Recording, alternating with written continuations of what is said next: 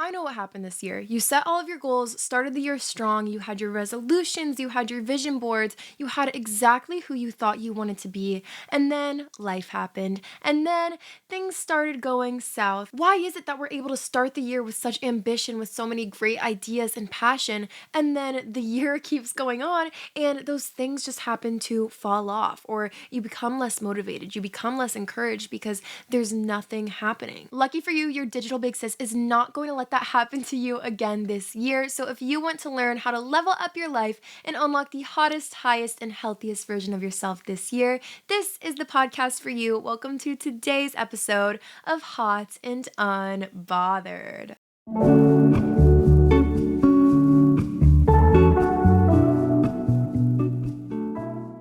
Hello, beautiful people, and welcome back to my podcast. If you are new here, my name is Bri, and I am your host of Hot and Unbothered, the ultimate place to be for the people who want the intentional glow up. Not just the pretty face, not just the perfect body, but to actually feel good, to get your glow back, to get your spark back, and to be your highest self, starting from the inside out. And you guys, I cannot believe that it is officially December. I don't know when exactly you're listening to this. Maybe this is the middle of 2026 or 2027 when you're coming across this podcast episode. But the good news is for you that you can listen to this whenever and it will apply, because the truth about New Year's resolutions is that we become so hyper fixated on it having to start January 1st. And if on January 5th we slip up, we're like, oh, gotta try again next year. But that is not the way to go, you guys. It's not the most realistic way to do things. You have to give yourself some grace and recognize that you can start your healing journey, your glow up journey, your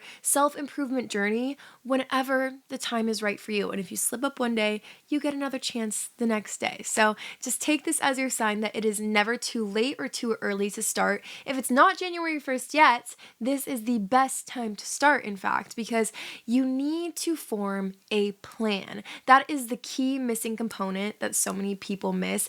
They list the resolutions. They might write out their goals. They might make the vision board, but then they might not think at all about how they're going to do it. They just think in 2026, in the new year, somehow it's going to magically happen. Something is going to change and it's all going to come to life. And that is true that God can bless you in the most unexpected, most abundant ways. However, you have to be willing to put in the work. And I have the whole episode about getting 1% better every single day and about building self-discipline and all those things. But the number one thing is that you need a plan.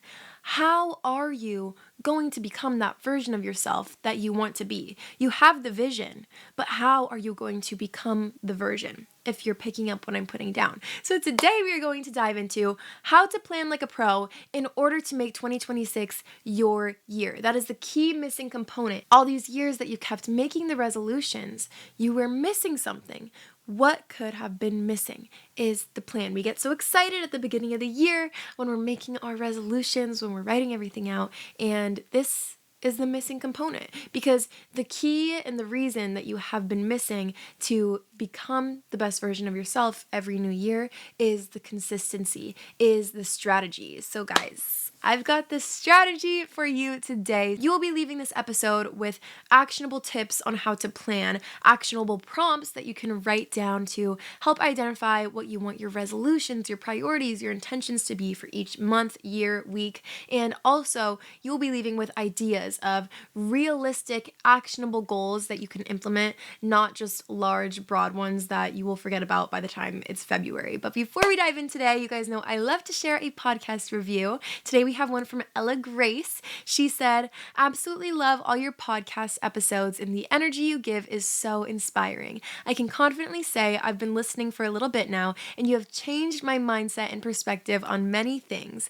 Thank you from the bottom of my heart for making me want to be a better, healthier version of myself. And not just for myself, but for everyone. Have a blessed week, babe." Oh, guys, I love you so much. And I love reading your podcast reviews. They fill my heart with so much joy. Don't forget to leave one for the chance to be featured in next week's episode. Also, Spotify Wrapped should be coming out any second now, and you guys might be getting a little surprise from me if you are one of Hot and Unbothered's top listeners. So stay tuned for that. Don't forget to follow the podcast, rate it 5 stars, all that good stuff.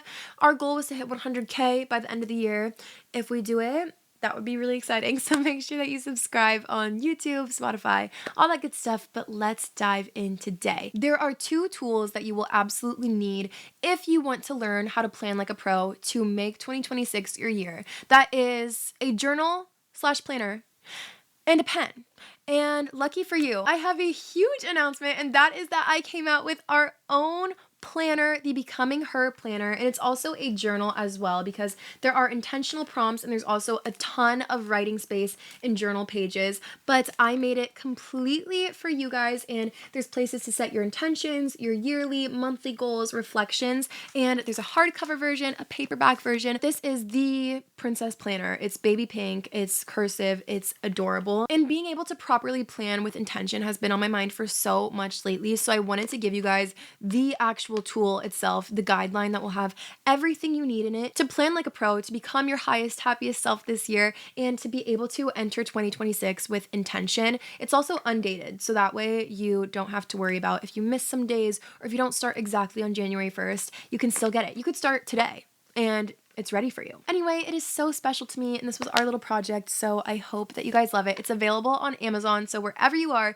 you can get it on Amazon. But I was just too excited to wait till the end to show it to you, and we will be using tons of the tools that are in this planner in today's episode. The first step that a lot of people miss is reflection. You dive into the new year and you don't even want to look in the rearview mirror. We are often like, okay, I don't know what 2025 was.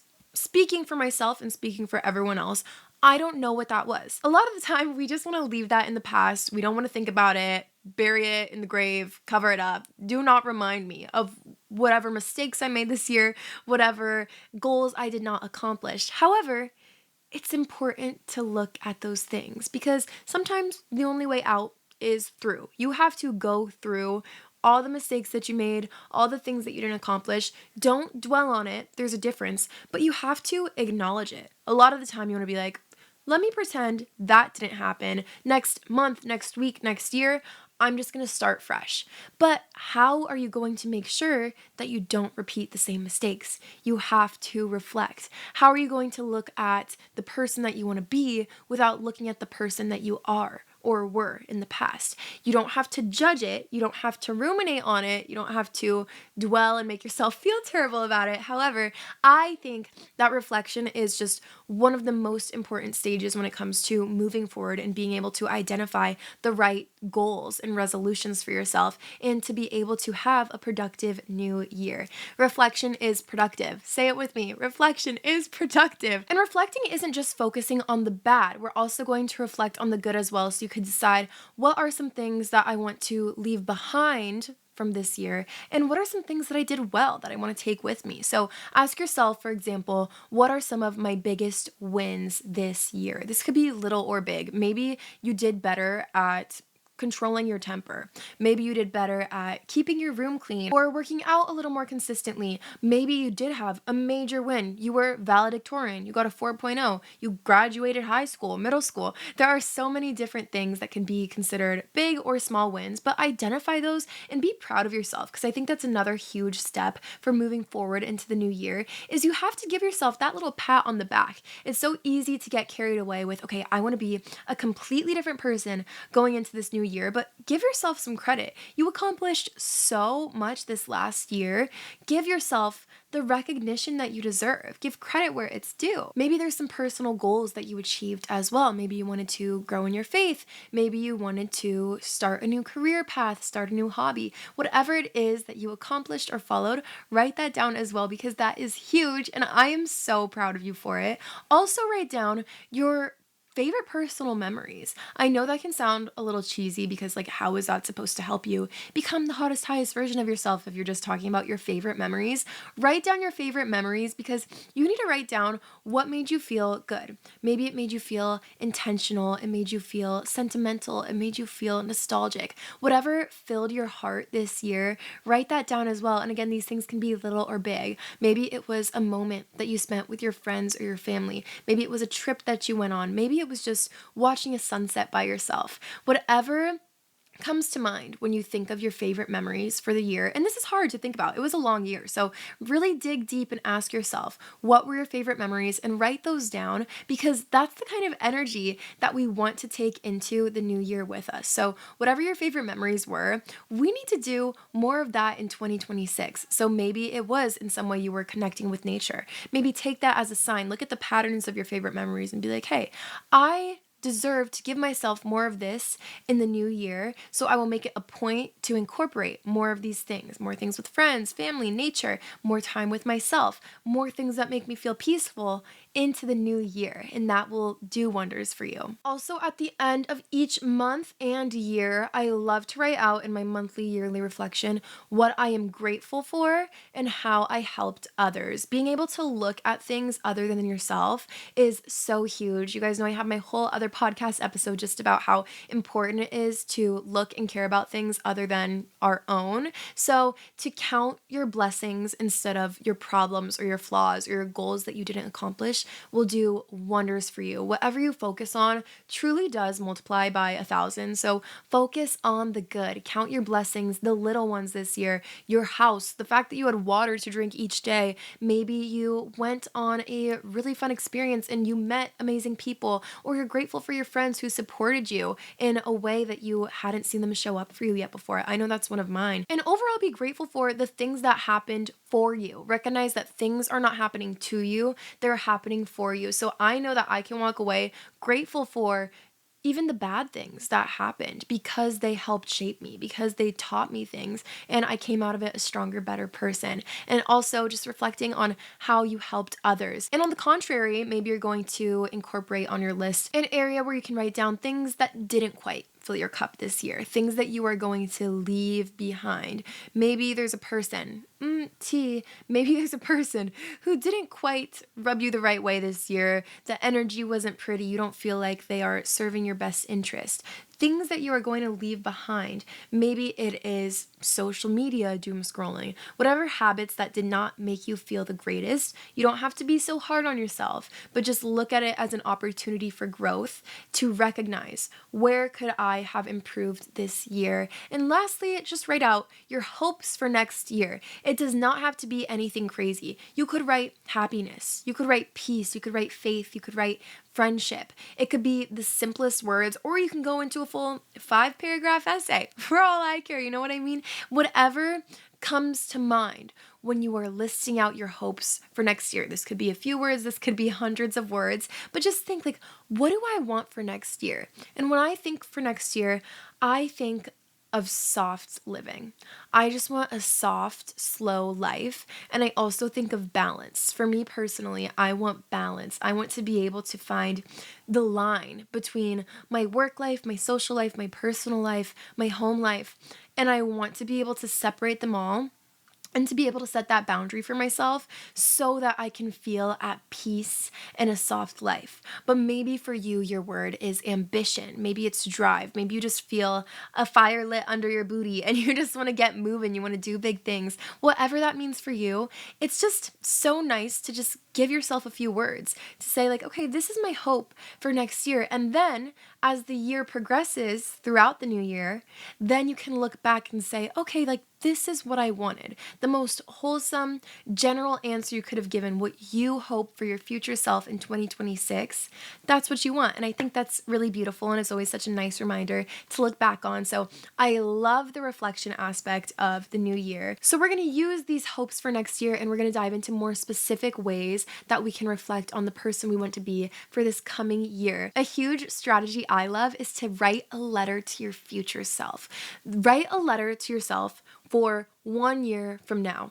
December 31st, 2026. Write a letter to your future self. Write down how proud of them you are. Write down maybe the position that you're in now, the things that you're going through now. Write down these hopes for the future. This is such an amazing exercise just to feel grounded between your current and future self. And it really does help you feel hopeful for the new year. So write that letter to your future self. Another thing I love is my friend from my life group, she said that she wrote letters to God, basically like one for each month. And like, for example, you could write down, I'm so grateful, God, that in the month of February. It marks 2 years of the Hot and Unbothered podcast, and that I was able to grow my community, XYZ, writing down thank you letters to God as well for the new year. I think that is such an amazing way to be grounded in your faith and just trust his path for you in the next coming year. And a few of the planner prompts I have for you guys to ask yourself, fill in the blanks, okay? Pick up your pen, we're gonna fill in the blanks. This year I will become a person who, and this can be whatever you want it to be. I will become a person who cherishes their friendships, who loves themselves, who focuses on their self-improvement, who helps others. This year, I will be consistent with. I think that consistency is such an important tool and goal to set for yourself. And I love this form of goal setting and resolution setting because it's so intentional and it's so much deeper than I want to lose 5 pounds or I want to get a husband. Like, it's so much deeper than that. So being consistent, what are some things that you can be more consistent with? I want to be more consistent in the way I show up for others, more consistent with my career, more consistent with my faith, more consistent with working out. There's so many different ways that you can be consistent. So I love that one. This year I will stay grounded by. This one is so crucial because oftentimes, like I've been saying, in our New Year's resolution minds, we focus on the big overarching goals, the ones that are so ambitious, might I say. However, if you get so carried away with counting your goals and your accomplishments and hyper fixating on that, and take this from me, someone who did get carried away with their career growth and their social media and their status, that means nothing, and you will not succeed if you are not grounded. If you have no form of intentional grounding, you can count everything else as worthless. So maybe you will stay grounded by journaling, meditating, practicing yoga, reading your Bible, so many different things that you could do, but it's important for you to plan how you will stay grounded this year. Otherwise, the year will not go the way that you expected it. Practicing ways to stay grounded with yourself and deciding what those are going to be before the year even starts, that will set you up for success. And lastly, this year I will achieve my goals of. This is where you can put in the specifics. I put at the beginning of last year that I wanted to become a published author. I was talking about a book, but then my year changed and I actually didn't want to write a book. I didn't feel like I was in a good place to write a book. I think I have so much more to learn first before I get even close to writing a book. But I made a planner and I wasn't even thinking, but I'm a published author. Like, on Amazon, I am a published author, which is so crazy. Obviously, no shade to published authors because I know that all I did really was come up with some prompts and organize and make this, but it was hard work, and I am a published author, which is so crazy because I thought I was going to be published author, book signings, everything like that, but in reality, I was able to give something back to you guys, which is even better. Like, I created this, let me just say, not for the financial aspect. I made it as cheap as humanly possible cost-wise because I do not care if I don't make a dime off of this. I just want you guys to be able to have something, and I was considering this kind of my thank you gift to you guys and my love letter to you because after all we've been through this past year, we're gonna hit 2 years together in a couple months, which is absolutely insane. And so it meant the world to me to be able to do this, and I didn't even realize, but I did accomplish my goal of becoming a published author. So crazy how God works and how things happen in unexpected ways. Your goals can change. So that was one of my specific goals, but maybe your goal is going to be, I will.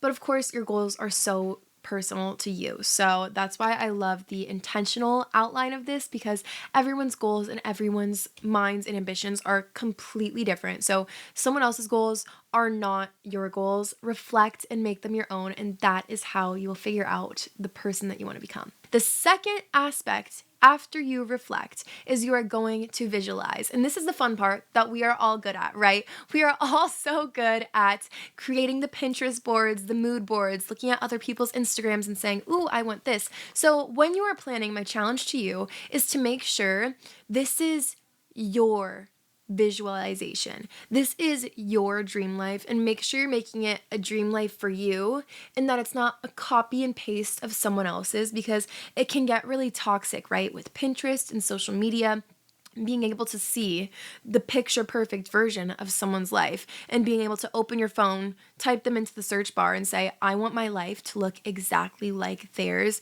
When in reality, one, remember that we're only seeing the tiniest sliver. When you're on Pinterest and you see the picture perfect photo that you want to pin 1,000 times to all of your mood boards and your 2026 vision boards, remember that that's one person's very aesthetically well taken photo of their life. We know nothing about who they really are. So also don't get discouraged or carried away with perfection when you are making your vision board. Yes, of course you want to put positive things on there, but don't get discouraged throughout the year if it doesn't look exactly like that. Because again, remember, with social media, with Pinterest, we are only seeing quite literally the highlights of somebody's life. So do not compare is something that I just want to remind you guys of when it comes to creating your vision board. But with that being said, it is so fun to just put everything out there for you to see and remind yourself like, okay, this is what I'm looking for. So think of the prompt, your hopes for the new year, and put that on your vision board.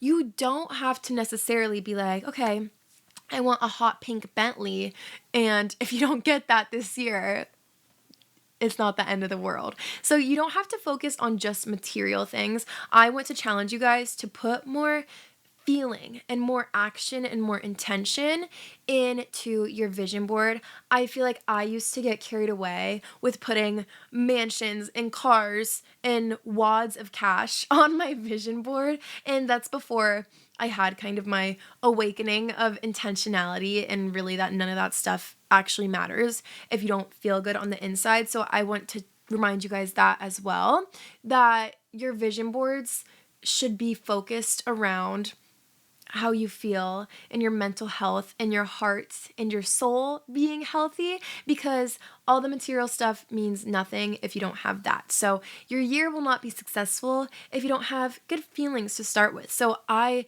in my vision board, put a lot of peace, I put a lot of love, I put a lot of faith, stuff like that.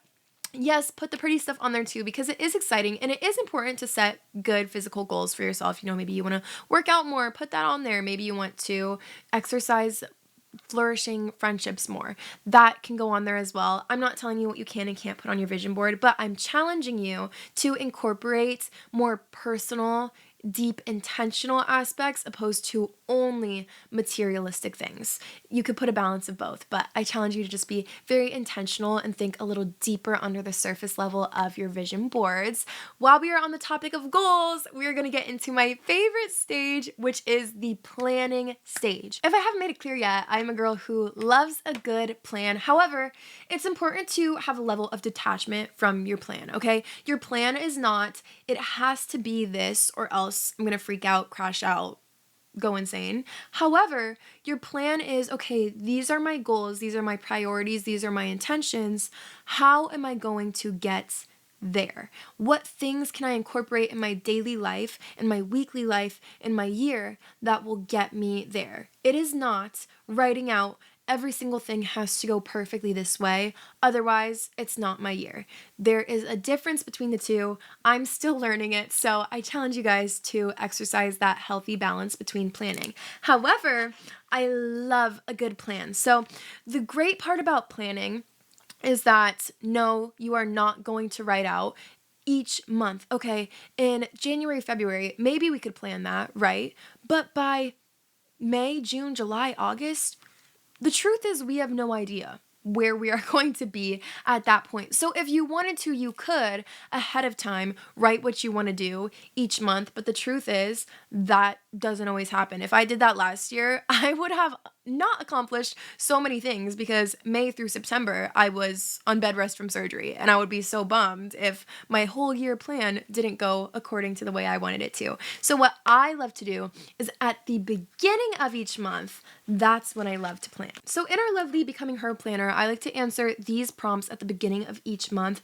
just to really help me break it down, because also we develop new goals throughout the year. That's something that I feel like also needs to be talked about, is that sometimes the goals that you had at the beginning of the year, some might go away, some might add on. It's not always going to be the exact same. So I like to ask myself each month, what are my personal goals? This is often where I'll put things like being more intentional, helping others more, finding peace, finding the work-life balance, being a better friend, answering people quicker, things like that. Whatever is personal to you, more generic, you can put in there. Maybe it's strengthening your faith, reading your Bible more. The next category is health goals. Ask yourself, what are your health goals? And what I love about this is it's built to be either super specific or super vague, whatever works for you. I like a combination of the both. So for example, if I want to eat healthier, that's my vague goal, but then I'm going to break it down.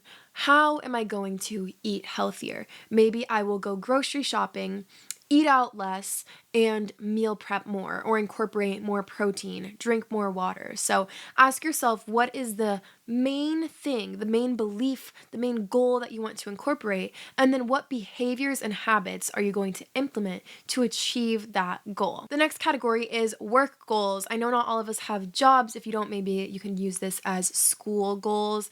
Whatever is like exercising your brain or that working bone in our body, whatever it is that you work on. So maybe it's your side hustle, maybe it's school, maybe it's a hobby that you're practicing, maybe it is your career. For work goals, again, you can put things like maybe you want that promotion. You want to go for that promotion? Okay, how are you going to get the promotion? Show up really early. If your goal is to get straight A's, maybe you need to do the extra credit, study harder, create healthier routines. If your goal is to learn a new skill, how are you going to learn it? Are you going to practice? Are you going to sign up for lessons? Are you going to make free time to watch videos to help you become an expert on this thing? There are so many different ways that you can break down your work goals and so many different kinds of work. So work goals doesn't just mean solely career goals, although that may be it for some of us. It can just be things that you work on, because I do think it's super important to just exercise that working bone. You know, we were made to work, not be, slaves to the corporate world, but we were made to use our hands and to use our brains and to just be good stewards of something. And yeah, that's why I really love the idea of setting working hard goals. And lastly, for each month, I want you guys to write out your serve goals. And some of you might not be familiar with serving. It's a little newer to me, honestly, but growing up, I did do certain organizations and things where we would volunteer to help the community. And helping others in some way once a month. I know many of us are not in the financial position to be able to just donate willy-nilly and buy gifts for everybody. And, it's not always that easy. However, what is the best currency is your time. Time is the best form of being able to give. Time is often the best thing that you can give to somebody else. Give someone your time. Maybe that is volunteering at the homeless shelter, making meals to go give out to less fortunate people. Maybe you learn how to hand make and crochet beanies or scarves and you give them out to people. The truth is, you have a gift and we are called to serve people with that gift. And God put purpose in you and He wants us to go help others. And that's just something that I've realized this year is like, if you have it all, you have your New Year's resolutions, you accomplish them all, you get your Bentley, you get your mansion, and if you are just keeping that all to yourself, you're not my ideal version of a person, because I want to be a person who is fulfilled by giving and generosity, and it feels so good. I just encourage you guys to give and to serve in any way you can. Like I said before, I was volunteering at a horse rescue on a horse ranch.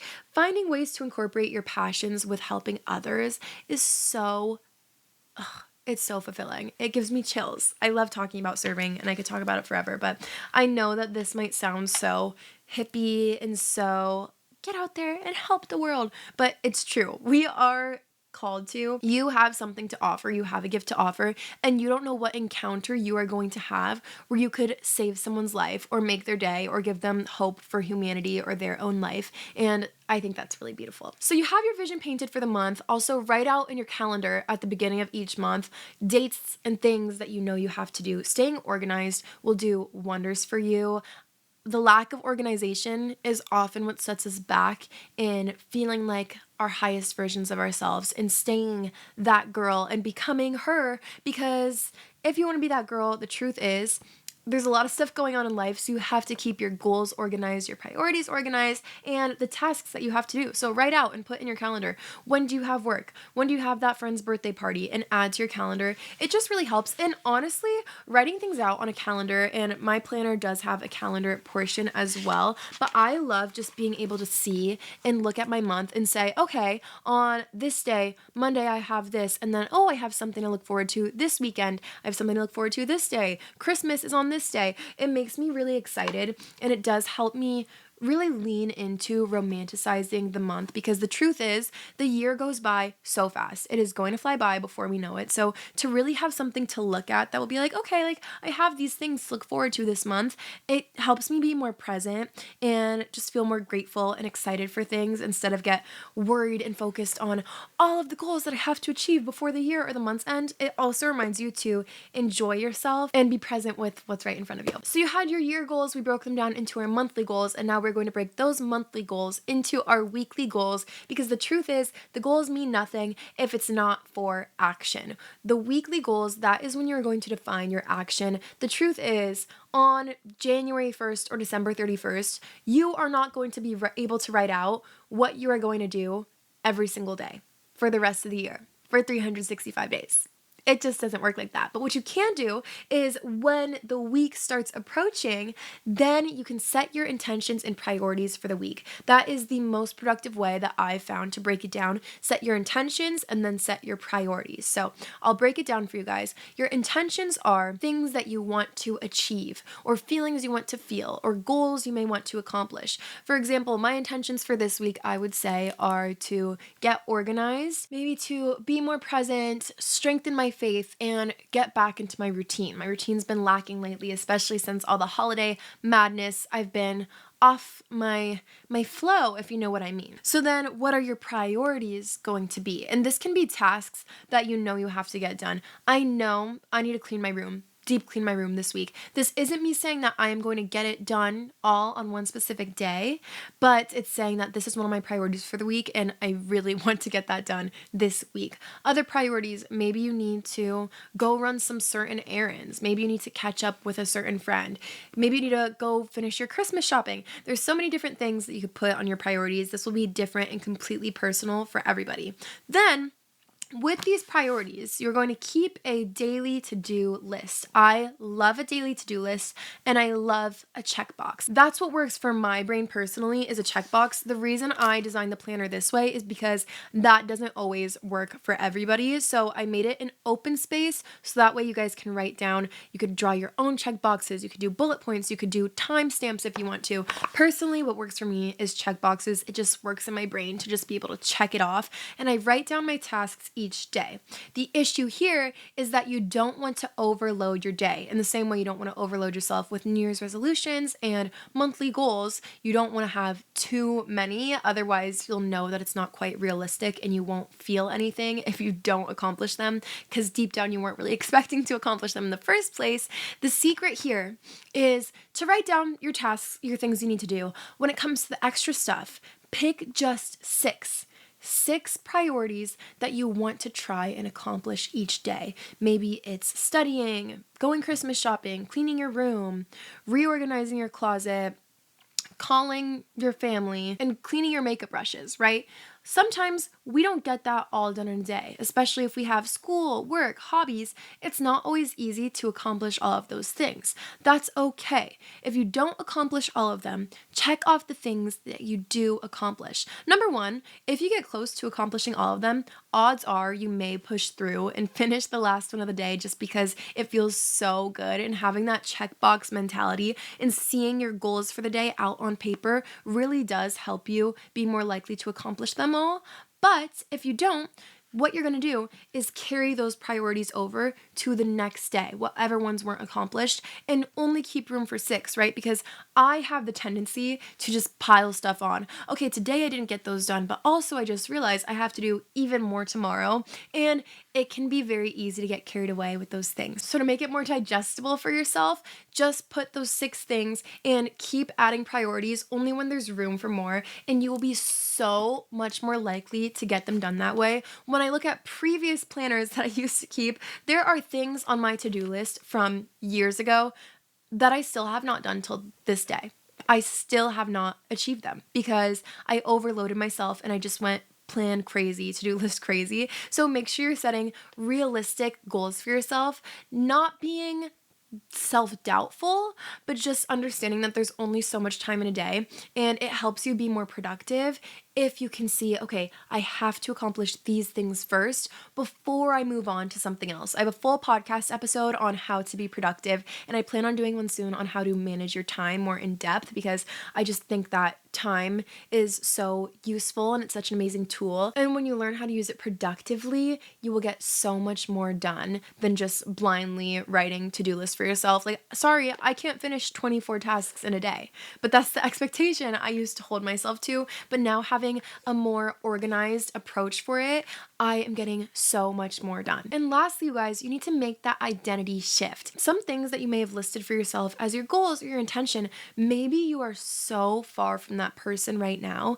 That's okay, because the fact that you have that want in you, that is enough. That shows that you are capable. If you can dream it in your mind, you can do it in reality.